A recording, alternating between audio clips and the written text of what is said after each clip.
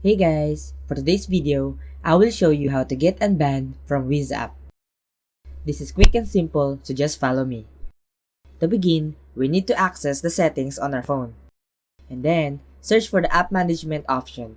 If the phone has a search option, we can use it. Otherwise, we need to scroll down the settings menu to find it. After clicking on app management, we need to select the app list, which may take a few seconds to load. We should be patient and wait for the list to populate. Once it appears, we can search for the WIZZ app, depending on the mobile application present on our phone. We need to locate the WIZZ app in the app list and click on it. Then, we should tap on the force stop and select storage usage. We should clear the cache and ensure that we also clear the data. Clearing the data will remove unnecessary data from the WIZZ app that could be slowing it down. This should resolve the issue. After completing this step, there's another one that we need to follow. The next step is download a VPN, either free or paid, and connect to it.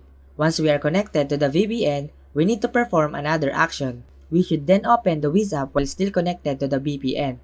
By using a VPN, we aim to change our IP address.